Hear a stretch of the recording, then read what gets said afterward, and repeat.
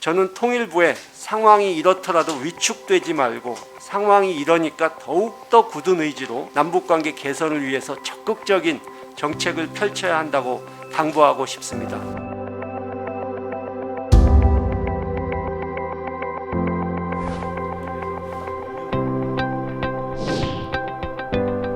국정감사가 정쟁으로 너무 치우쳐지지 않고 정부 부처의 업무를 제대로 감사하는 국정감사가 되도록 적극적으로 이 감사에 임하려고 생각하고 있습니다.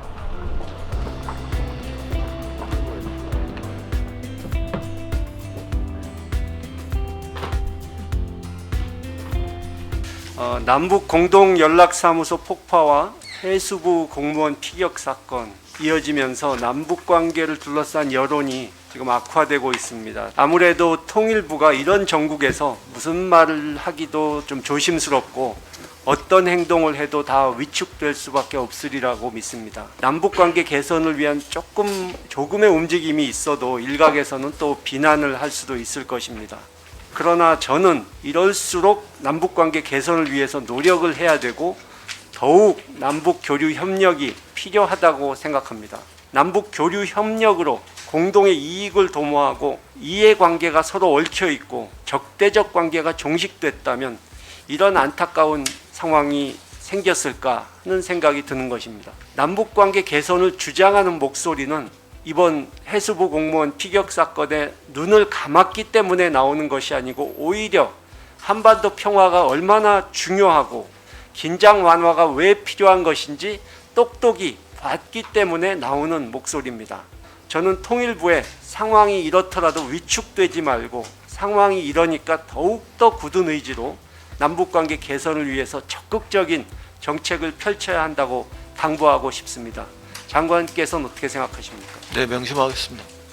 북한 이탈 주민들은 지역사회에 일단 정착하는 순간부터 우리 국민이 됩니다. 네. 그러니까 통일부의 전문성은 남북관계 개선이고 사실 우리 국민 생활환경 개선은 행안부 일이지 않습니까? 네. 근데 북한 이탈 주민의 그 생활 개선과 정착 지원이 성격상 통일부가 아니고 행안부가 담당한 것이 맞다는 그런 의견들이 있는데 어떻게 생각하십니까? 그래서 탈북민들에게 물어봐도 지자체가 나서고 행안부가 지원하는 방식이 더 좋다는 의견들이 많습니다. 네. 그래서 저는 이에 대해서 좀 전향적으로 검토할 필요가 있다고 생각하고요. 통일부의 그 보안 업무 규정에 대해서 좀 말씀을 드리겠습니다. 원래 상위 규정인 대통령령에는 비밀 취급 인가는 인가 대상자의 직책에 따라 필요한 최소한 인원으로 제한해야 된다 이렇게 되어 있습니다. 예. 통일부는 거의 인원이 2급 비밀 취급 인가를 받은 상황입니다. 619명이나 됩니다. 예. 직책에 따라서 필요한 최소 인원 인가로 제한하라는 그 대통령령에 위배하는 것이 되지 않나 싶습니다. 모든 직원이 항상 비밀 취급 업무를 하는 것은 아닌데 직급 임무에 알맞게 비밀 취급 인가를 최소화하는 것이 맞다고 봅니다. 9월에 저희 의원실에서 외부 인원 인가 해제 현황을 요구했었는데요. 네. 답변 제출한 게 9월 15일인데 14일자로 인가 해제된 게 4건이 나왔고 업무 기간이 종료되기도 전에 또 해제된 게 나왔습니다. 그러니까 인가 관리에 좀 허점이 있는 것 같은데요. 네. 통일부 업무가 끝났는데도 불구하고 비밀 취급 인가 조치가 10년 지나서 해제된 사례도 발견됐습니다.